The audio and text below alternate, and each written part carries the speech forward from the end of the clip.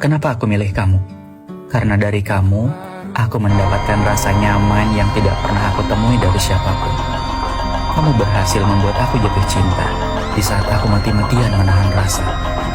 Dan caramu mencintaiku membuat aku tidak pernah berpikir lagi untuk adanya orang baru ataupun kembali kepada masa lalu. Apakah kamu tahu? Sejujurnya, aku belum pernah merasakan cinta yang seaman dan senyaman sama kamu. Dan bagi aku ini bukan hanya suka biasa. Ini adalah cinta yang selama ini aku inginkan. Cinta yang lebih dari indah. Tolong tetaplah seperti ini. Tetaplah menjadi seseorang yang sama seperti awal kita berkenalan. Tolong tetaplah hidup dan cintai aku. Karena cinta yang aku inginkan, semuanya ada pada dirimu. Itu sebenarnya keturunan siapa? Karena kamu di sini aku lihat memang memiliki aura yang cukup bagus, memiliki leluhur yang cukup kuat secara perlindungan kepada diri kamu, dan juga memiliki kodam leluhur yang luar biasa. Artinya di sini pun kamu juga dalam situasi yang memang kalau bisa kita sampaikan saat ini, kamu itu keturunan siapa? Kamu itu titisannya siapa?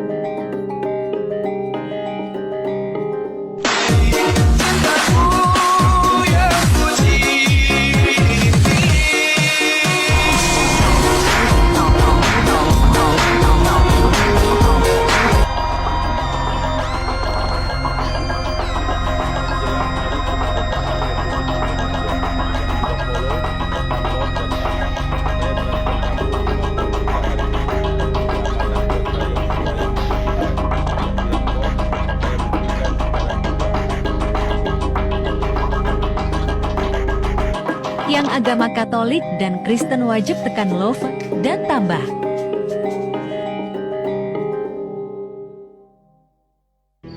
Jadi, apabila kamu melihat pembinasa keji berdiri di tempat kudus, menurut firman yang disampaikan oleh Nabi Daniel, para pembaca hendaklah memperhatikan, maka orang-orang yang di Yudea haruslah melarikan diri ke pegunungan. Orang yang sedang di peranginan di atas rumah, janganlah ia turun untuk mengambil barang-barang mereka. Dan orang yang sedang di ladang, janganlah ia kembali mengambil pakaiannya. Tidaklah ibu-ibu yang sedang hamil atau yang menyusukan bayi pada masa itu. Berdoalah supaya waktu kamu melarikan diri itu jangan jatuh pada musim dingin dan jangan pada hari Sabat. Sebab pada masa itu akan terjadi siksaan yang dahsyat seperti yang belum pernah terjadi sejak awal dunia sampai sekarang, dan yang tidak akan terjadi lagi. Dan sekiranya waktunya tidak dipersingkat, maka dari segala yang hidup tidak akan ada yang selamat. Akan tetapi oleh karena orang-orang pilihan, waktu itu akan dipersingkat. Pada waktu itu, jika orang berkata kepada kamu, "Lihat, Mesias ada di sini," atau "Mesias ada di sana," jangan kamu percaya. Sebab Mesias-Mesias palsu dan nabi-nabi palsu akan muncul, dan mereka akan mengadakan tanda-tanda yang dahsyat dan mujizat-mujizat, sehingga sekiranya mungkin mereka menyesatkan orang-orang pilihan juga. Camkanlah, aku sudah mengatakannya terlebih dahulu kepadamu. Jadi, apabila orang berkata kepadamu, "Lihat, ia ada di padang gurun," janganlah kamu pergi ke situ. Atau, "Lihat, ia ada di dalam bilik," janganlah kamu percaya. Sebab sama seperti kilat memancar dari sebelah timur dan melontarkan cahayanya sampai ke barat, demikian pula lah kelak kedatangan Anak Manusia. Di mana ada bangkai, di situ burung azab berkerumun. Yakobus 1 ayat 27.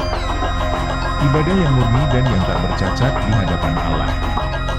Bapa kita, Dialah mengunjungi yatim piatu dan janda-janda dalam kesusahan mereka, dan menjaga supaya dirinya sendiri tidak dicemarkan oleh dunia. Jangan langsung geser video ini. Saya menerima pesan dari Tuhan untuk kamu. Kamu yang melihat video ini, luangkan waktumu sejenak. Tapi sebelumnya tekan tanda love dan ikuti akun ini lewat video ini. Saya menerima pesan dari Tuhan untuk kamu.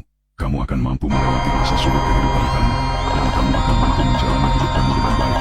Bahkan dan semua harapan kamu akan tercapai satu demi satu.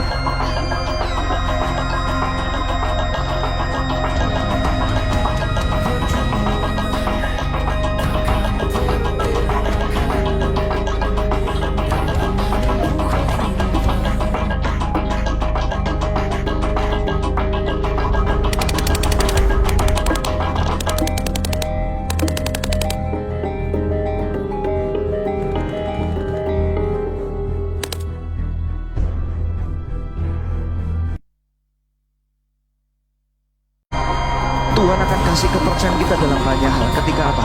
Ketika hidupmu suka membantu banyak orang. Nilaimu bakal naik. Kepercayaan Tuhan akan nyata dalam hidupmu karena kamu bukan orang yang selfish, tapi kamu orang yang selfless. Orang yang tidak terlalu mikirin dirinya sendiri, seringkali mikir tentang apa yang aku bisa lakukan buat generasiku, apa yang aku bisa lakukan buat teman-temanku ya Tuhan. Nyatakan di hidupku. Orang seperti ini gak kaget akan diangkat Tuhan tinggi, karena dia tidak hidup bagi diri sendiri. Panggilan Tuhan adalah untuk orang lain, bukan tentang sebuah pencapaian.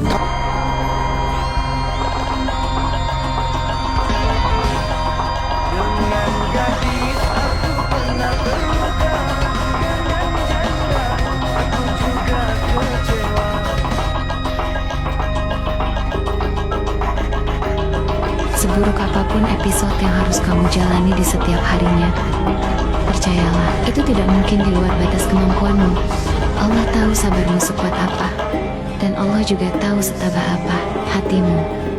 Jangan pernah berputus asa. Mungkin bisa jadi ini cara Allah mendewasakanmu. Jalani saja dengan ikhlas. Suatu saat, kamu akan melihat betapa indahnya buah dari kesabaran itu.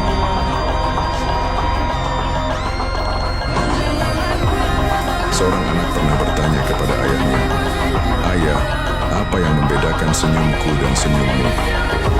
Sang ayah hanya tersenyum, lalu menjawab dengan lembut, "Nak, kamu tersenyum karena merasa bahagia, sedangkan ayah tersenyum karena melihatmu bahagia." Bagi seorang ayah, kebahagiaan anaknya adalah kekuatan. Senyum anaknya adalah alasan terbesar untuk tetap bertahan. Poin ke-11, kamu selalu menjadi pemenangnya. Kadang, menang itu bukan tentang siapa yang paling keras membalas, bukan siapa yang paling duluan menjelaskan, atau siapa yang terlihat lebih baik setelah semuanya selesai.